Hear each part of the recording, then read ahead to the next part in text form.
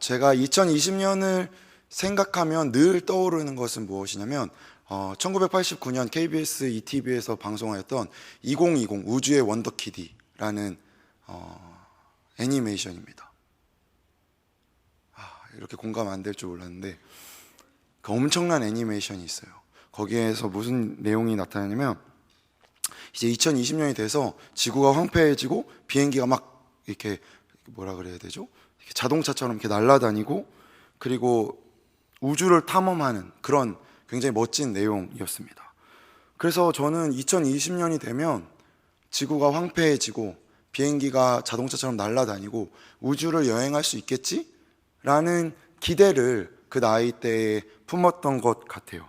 근데 지구는 황폐해졌지만 감사하게도 2020 원더키디에 나온 만큼 황폐해지지는 않았고 비행기도 날아다니고 뭐 드론도 떠다니지만 아직 우리가 우주 탐험을 그렇게 여유롭게 하지는 못하고 있죠.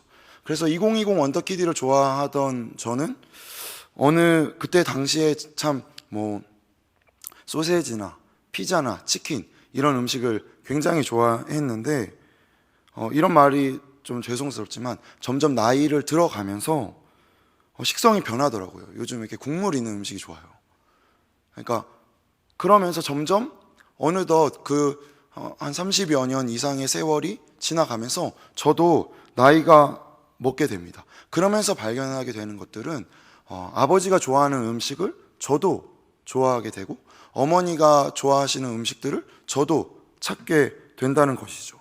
그리고 제가 하는 어떤 행동이나 어떤 성격들을 이제 이렇게 주변에서 어른들이 보시고 송근한 아들 같네, 조성숙 아들 같네 라고 말씀하실 때 저를 보게 됩니다. 제가 어디로부터 출발했는지. 저는 손근한과 조성숙의 사랑으로 인해 나타난 사랑의 결정체죠. 물론 그런 대우를 과연 받고 있는가에 대해서 좀 집에 가서 다시 한번 제가 논의해 봐야겠지만 사실이잖아요. 그게 저의 존재로 손근한이라는 사람이 조성숙이라는 여인을 사랑해서 결혼을 해서 맞은 결실이라는 사실입니다. 이것은 제가 의도한 바가 아니었습니다. 내가 아버지를 송근한으로 선택해야지, 어머니를 조성숙으로 선택해야지, 내가 20년이 되면 예수양람교회에서 사역을 해야지 하고 선택한 것이 아니었죠. 그런데 그렇게 되어져 버렸어요. 근데 그렇게 되어지다 보니 점점 잊게 될 때가 많은 것 같아요. 제가 어디로부터 출발했는지, 제가 사랑의 결정체라는 사실을 잊을 때가 많습니다. 저는 그냥 저인 것 같거든요.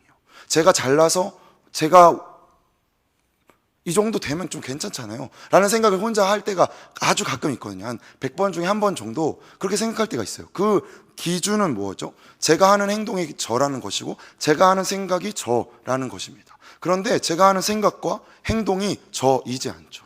언제나 출발이 있습니다. 그리고 그 출발은 우리가 어떠한 자인지를 돌아보게 합니다.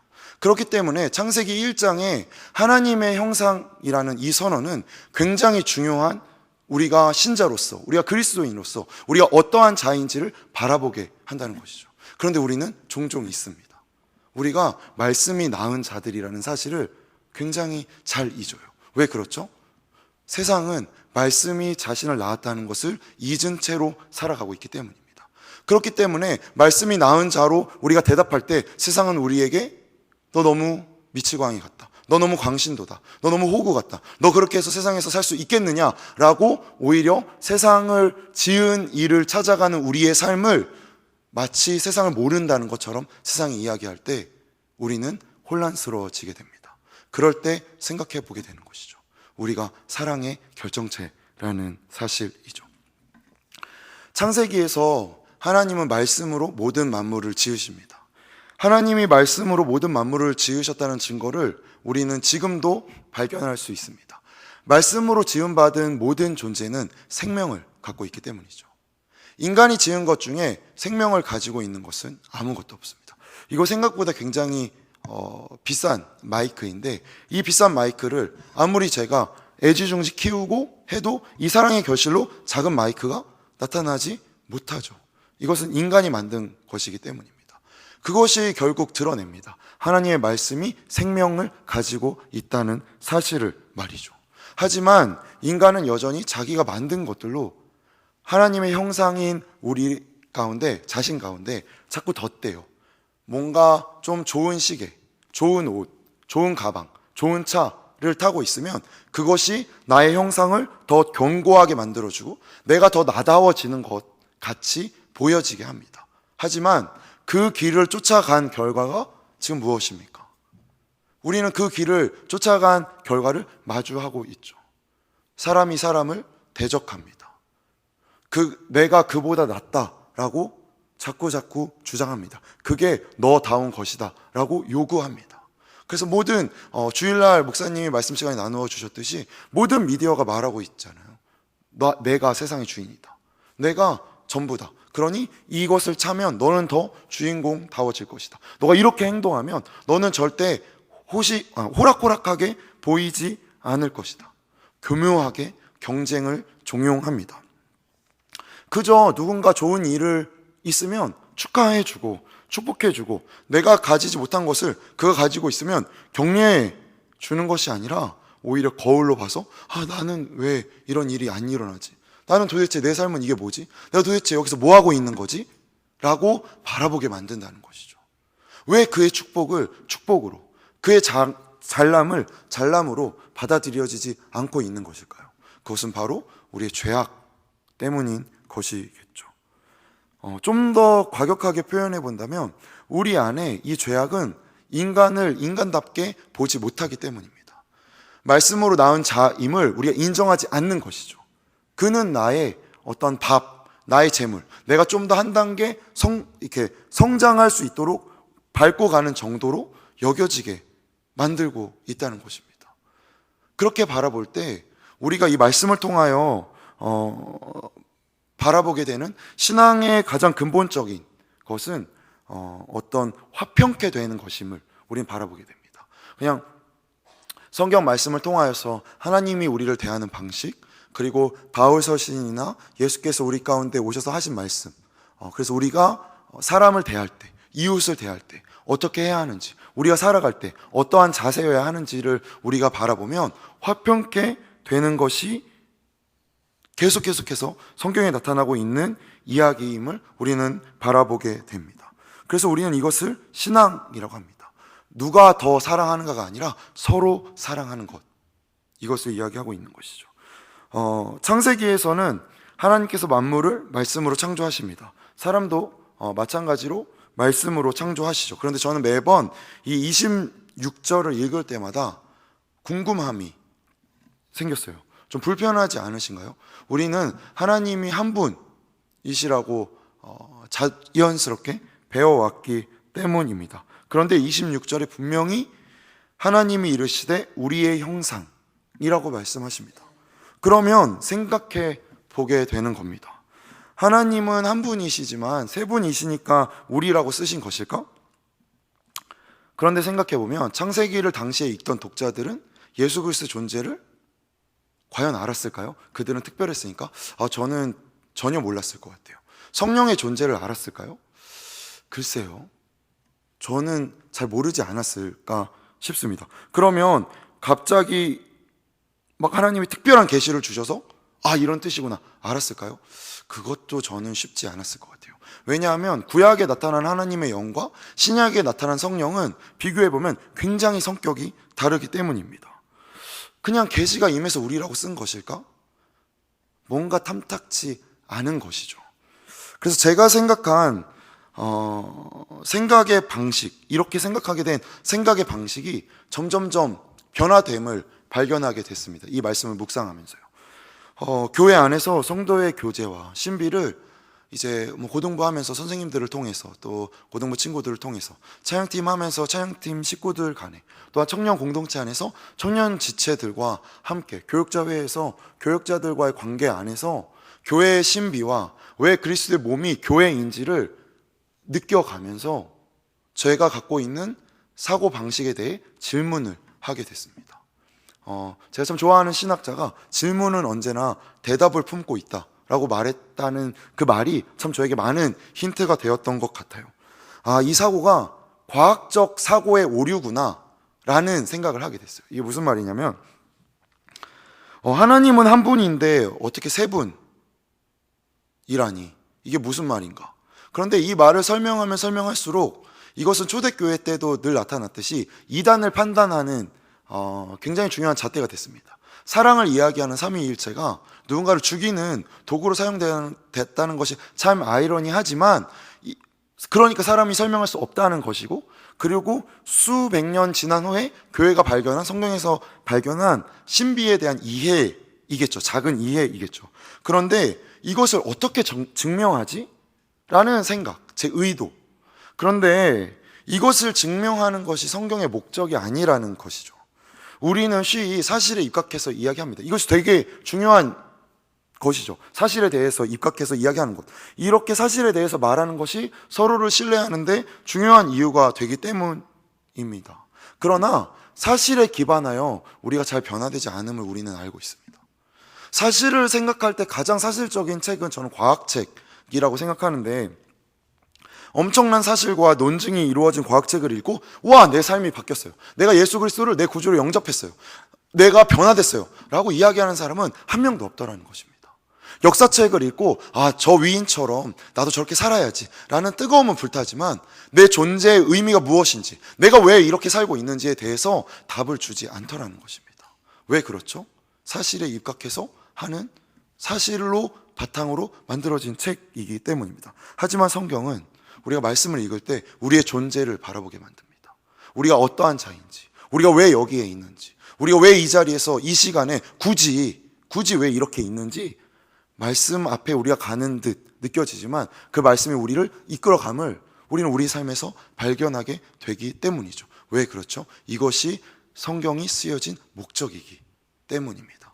그러면 이 목적에서 바라볼 때 우리라는 것은 어떠한 의미일까요? 이에 관해 크게 두 가지 견해가 있습니다. 전통적으로 첫 번째 견해는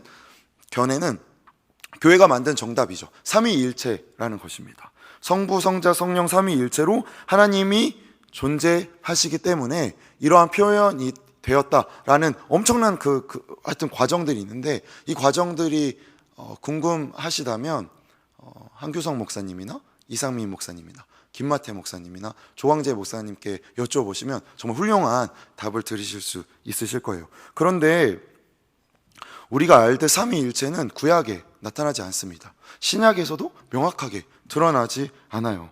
교회가 시간이 지나서 복음서와 또 구약과 또 바울 서신을 통하여 발견하게 된 신비인 것이죠. 이것은 매우 중요하고 우리의 신앙을 이끌어주는 중요한 개념입니다. 그런데 수백 년의 이 고민을 가지고 수천 년 전에 창세기의 독자들이 읽었던 그 시대로 들어갈 때 이것을 잘 이해할 수 있을까? 라고 할 때 저는 조금은 쉽지 않지 않을까? 라는 생각을 하게 되었습니다. 그런데 이와 다른 두 번째 견해가 있습니다. 이것은 구약에 나타난 것들로 이해하는 것입니다. 구약에 보면 하늘의 천상 회의가 나옵니다. 하나님이 보좌에 앉으시고 보좌에 앉으신 하나님 주변에는 천상의 존재들이 있는 것이죠. 마치 어전회의 같이 말입니다. 이것은 어디에 나타나죠? 이사야 6장에 스랍들이 표현되고 에스겔서에서는 그룹들로 나타납니다. 욥기 1장과 2장에서는 심지어 이 어전회의에 사단까지 나타나서 하나님과 대화하는 것이 나타납니다. 이사야 6장에서 이사야가 성전에서 환상을 봅니다. 여호와께서 보좌에 앉아 계시죠. 이사야가 이제 그 목소리를 듣죠. 누가 우리를 위하여 갈고? 라고 말씀하신 것입니다. 우리라는 단어를 쓰십니다. 이스라엘을 위해서 이스라엘에게 하나님이 말씀을 증거하셔야겠는데 누구를 보내지? 여호와께서 말씀하시기를 내가 누구를 보낼까? 누가 우리를 위하여 갈래? 라고 말하고 계시다는 것입니다. 이것은 무엇이죠? 여기에서 나는 여호와를 뜻하는 것이고 우리는 하나님과 천상의 존재들, 이 전체를 가리켜 우리라고 표현하더라는 것입니다. 그런 점에서 창세기 1장이나 이사야 6장이나 우리가 의미하는 것은 하늘의 천상의 회의라고 이해할 때 이렇게만 받아들이셔도 약간 좀 이상하시죠. 소나람 쟤 좀 이상하다 생각했는데 역시나 이렇게 보는구나 라고 아리송해지죠. 그런데 공통된 의미가 무엇이죠? 첫 번째 견해와 두 번째 견해에 공통된 의미가 있습니다. 하나님이 사람을 어떻게 만드셨나를 말하고 싶었던 것이 목적이라는 사실을 상기해 볼 때 창세기 1장을 보면 모든 피조물은 명령으로 이루어집니다. 있으라 하면 있는 것입니다. 그 말씀대로 되는 거예요. 그런데 유일하게 사람만이 말씀하신 것이 아니라 우리가 우리 형상대로 만들자. 우리라는 단어는 무엇을 포함합니까? 논의를 포함합니다. 과정을 포함합니다. 관계를 포함합니다. 유일하게 사람만이 이 과정과 관계를 포함한 하나님의 창조물이라는 사실이죠. 이는 창세기 1장 27절에서 더 자세하게 드러납니다. 형상대로 창조하셨는데 남자와 여자로 창조하셨다는 것이죠. 남자와 여자라는 것은 무엇을 의미합니까? 함께함을 의미합니다. 많이 들으셨겠지만 2장에서는 하나님이 다 기뻐하셨는데 하나님이 기뻐하지 않으신 부정적인 표현이 등장합니다. 무엇이죠? 사람이 혼자 있는 것이 좋지 아니하다는 것이죠. 선하신 주님께서 안 좋은 것을 말씀하십니다. 홀로 있는 것은 말씀으로 지음받은 사람다운 것이 아니라는 것이죠. 단순히 그저 사람의 의미를 생물학적으로 생각해서 그래서 한 객체로 그러니 독신은 안 좋은 거다라고 말하신다면 저는 말씀을 굉장히 잘못 이해하고 계신 거라고 꼭 말씀드리고 싶습니다. 왜 그렇죠? 예레미야는 혼자 살았어요. 그는 부정한 자였을까요, 그러면? 바울도 여러 논의가 있지만 혼자 살았습니다. 그러면 이분의 이름을 좀 거론하긴 그렇지만 예수님은요? 그죠? 그러니 그런 의미로 볼 때 이 홀로 있음은 무엇이죠? 관계를 맺지 아니함으로 우리는 이해할 수 있을 것 같아요. 관계를 맺지 않고 살아간다면 그것은 나쁜 것이라는 것이죠. 홀로 살 수 있죠, 사실. 비혼도 많고 존 스토트 목사님도 상당히 많은 목회자들이 존경하는데 그분도 평생을 독신으로 사셨습니다. 그의 삶을 통해 우리가 부정하다라고 말할 수 있나요? 아니죠. 그의 가르침과 그가 말씀 앞에서 성실하게 대하였던 그 태도를 통해 우리는 또 하나님을 바라보게 됩니다. 왜 그렇죠? 그 말씀을 통해 맺었던 관계들을 우리가 알기 때문입니다. 그리고 이 하나님과의 관계는 창세기에서 계속됩니다. 아담과 하와를 만드시고 에덴 동산에 거하게 하시며 그들에게 말씀하시고 하나님과 교제하며 살아가게 되죠. 그런데 하나님이 한 가지 명령을 아담과 하와에게 말씀하십니다. 창세기 2장 17절 정말 잘 아시는 그 말씀 뭐라고 말씀하시죠? 내가 먹는 날에는 반드시 죽으리라 라고 말씀하십니다. 그런데 아담 하와 어떻게 합니까? 먹습니다. 근데 아담 하와 어떻게 돼요? 안 죽어요. 하나님이 뻥치신 것일까요? 하나님이 그냥 한번 말해봤어. 너네 이 정도는 해야. 아니면 어차피 아담은 죽었잖아. 무엇일까요? 그들이 어떻게 되죠? 그 이후에 에덴 동산에서 나가게 됩니다. 하나님과의 관계를 맺는 장소에서 떠나가게 돼요. 이것을 하나님은 무엇이라 말씀하시는 것입니까? 죽음이라고 말씀하십니다. 이것은 하나님의 말씀으로 하나님이 말씀이 바탕이 된 존재들이 그 말씀에서 떠날 때 죽는다는 것이죠. 그것이 영적인 죽음이라는 것입니다. 그것은 결국 하나님을 떠남, 그 관계가 끊어짐을 의미하기 때문이죠. 따라서 우리가 하나님의 형상을 회복하는 방법은 바로 이 관계 안에 있다는 것입니다. 우리가 주어진 관계 안에서 하나님의 형상답게 살아가는 것. 내가 하나님의 형상이듯 그도 하나님의 형상으로 대하는 것. 그럴 때 우리는 하나님의 말씀이 낳은 자로 살아가는 그러니까 삶의 방법인 것이죠. 그것이 말씀을 우리에게 요구하고 계시고 우리가 그 말씀대로 나아갈 때에 하나님의 나라가 회복되는 것입니다.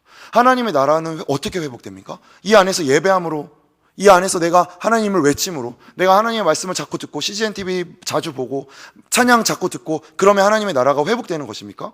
과연 그래서 하나님 나라가 회복되었습니까? 과연 더 많은 그리스도인들이 회심하여 돌아왔습니까? 과연 위정자들이 하나님의 말씀에 의지해서 나라를 통치합니까? 그렇지 않음을 우리가 보고 있습니다. 그것은 우리가 편한 방법이라는 것이 드러났죠. 우리가 불편한 방법은 무엇입니까? 용서입니다. 우리가 불편한 방법은 무엇입니까? 화해입니다. 우리가 불편한 방법은 무엇입니까? 용납입니다. 그런데 그리스도께서 우리 가운데 그 일을 행하셨습니다. 왜 행하셨죠? 하나님의 형상으로의 회복을 두 번째 아담이 이루신 것이죠. 그런데 우리는 이 의미가 이 안에서 전도사니까, 목사니까 아니죠. 성도라면 누구나 말씀으로 낳은 자들입니다. 말씀으로 낳은 자들은 말씀으로 다가갈 때 그 의미가 드러나게 됩니다. 그 의미가 드러날 때 우리 삶에 나타나는 삶의 모습은 변화입니다. 삶이 변화되지 않는데 말씀 앞에 있는다면 그것은 어디인가 틀린 것이 있다는 것이겠죠. 왜 자녀들이 부모님들을 불편해합니까? 교회 안에서와 바깥이 다르기 때문이죠. 왜 수많은 목회자들이 실망스러운 모습을 보입니까? 교회 안에서와 바깥이 다르기 때문입니다. 그리스도께서 우리 가운데 오셔서 나는 하나님의 아들이니까, 나는 신의 아들이니까 라고 우리를 대하셨다면 그의 구원이 우리에게 과연 의미가 있겠습니까? 그가 육신을 입고 우리에게 무엇이라 말씀하셨죠? 내가 너를 형제라 부른다 라는 것이 생각보다 자주 말씀에 나타납니다. 하나님이 인간의 몸을 입고 그것도 자신을 거스른 죄인인 아담의 몸을 입고 오셨다는 사실, 그리고 나서 우리를 형제라 부르시고, 그리고 인간들은 여전히 하나님을 알지 못했기 때문에 그를 십자가로 보냅니다. 그런데 그것을 받아들이셨죠. 그리고 나서 어떻게 대답하십니까? 부활로 대답하십니다. 그러니 이것이 우리에게 위로가 되는 것이죠. 사실 이러한 창조 설화는 창세기에만 등장하지 않습니다. 고대 근동의 수많은 설화에서 사람이 흙으로 지어졌다는 것은 많이 등장합니다. 그 중에 가장 대표적인 설화 중에 하나는 당시 메소포타미아 지역은 티그리스 강과 유프라테스 강이 흐르고 있는 범람하는 삼각주였습니다. 그러다 보니까 이 강의 수위를 조절하는 것이 굉장히 중요한 일이었어요. 그래서 고대의 창세기보다 더 오래 전에 지어진 고대 근동 설화 중에 하나는 신들에게 직급이 있었던 겁니다. 강한 신 그리고 약한 신이 있었던 거예요. 그래서 강한 신이 약한 신에게 매일 일을 시킵니다. 그 신이 하는 것이 뭐냐면 강에 있는 흙바닥 퍼내는 거예요. 흙바닥을 퍼내게 시킵니다. 그래서 이 약한 신들이 흙바닥을 퍼내다가 우리가 도대체 왜 이렇게 살아야 되는가? 도저히 안 되겠다. 그래서 약한 신들끼리 힘을 모아서 반란을 일으킵니다.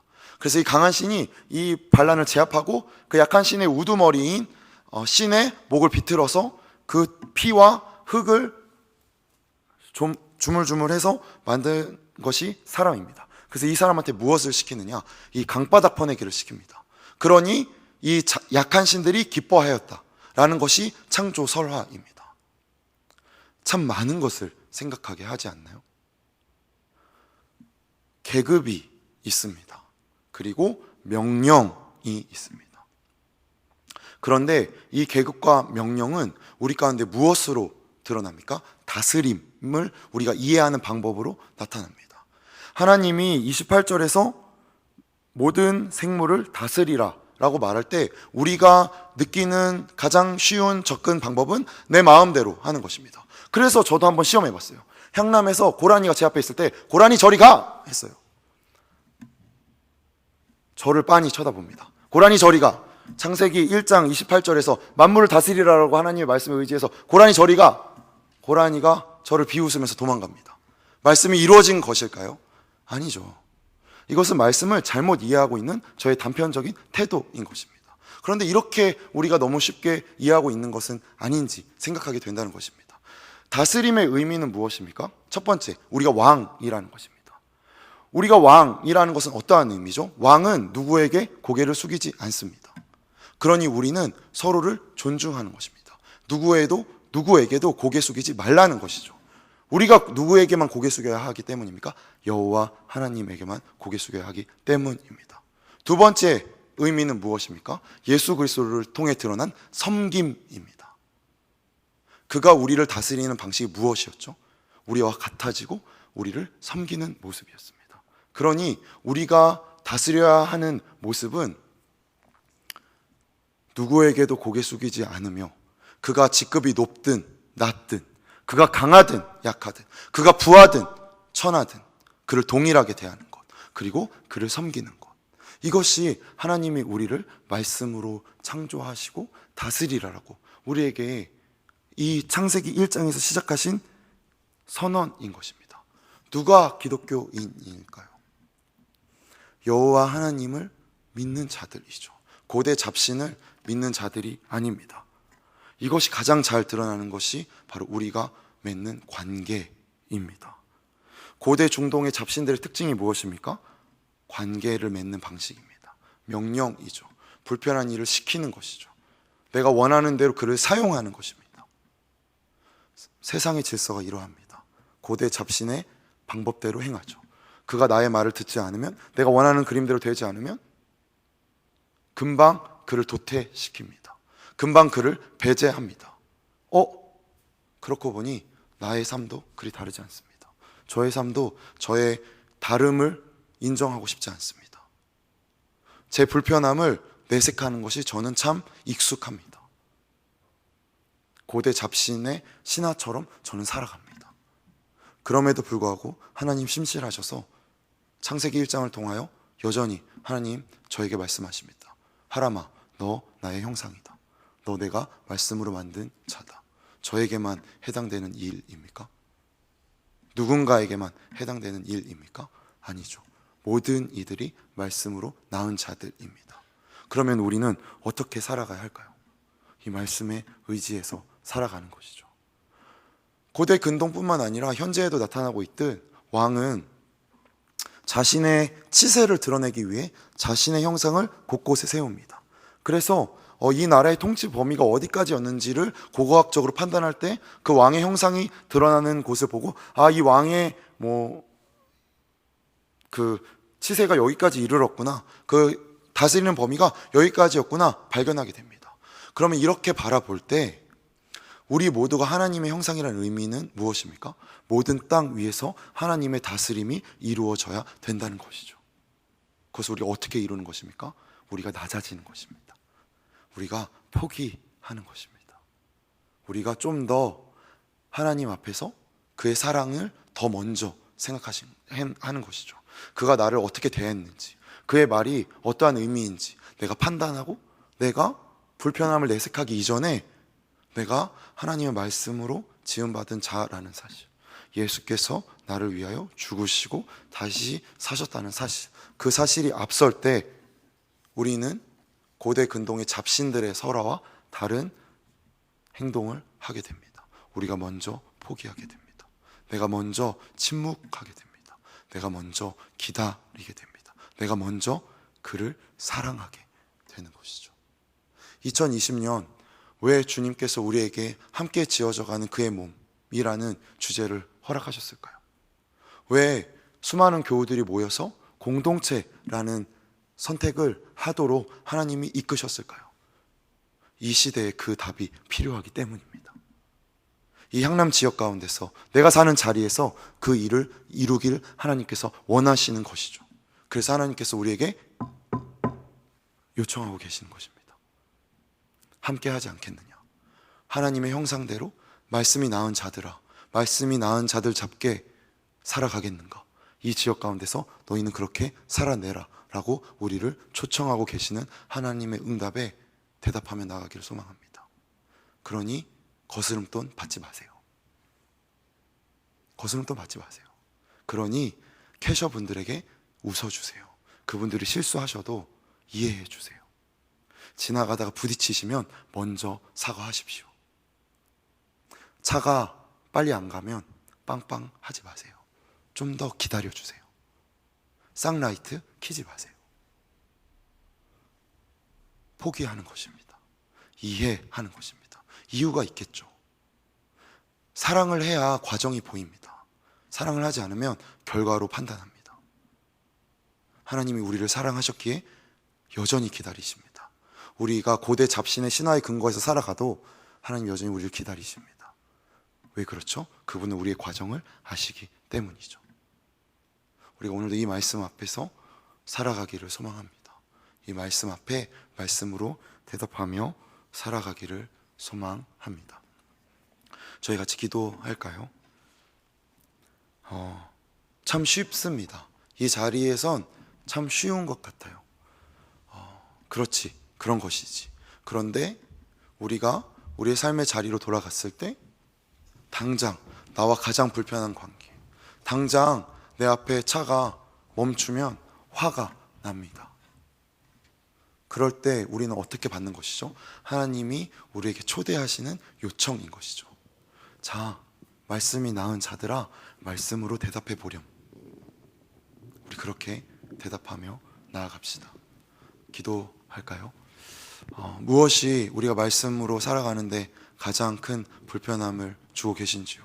무엇이 내 삶에 가장 큰 두려움이 되십니까? 무엇이 가장 큰 어려움이 되십니까? 이때 딱 반주가 나오면 너무 좋을 텐데 라는 생각을 하니까 딱 나오네요. 네. 그것을 위해 기도합시다. 내가 가장 불편한 것, 나를 가장 힘들게 하는 것, 그리고 그것이 하나님의 초청이고 하나님이 이끄시는 그의 응답임을 인정하며 이 시간 주님 앞에 나아갑시다. 기도합니다.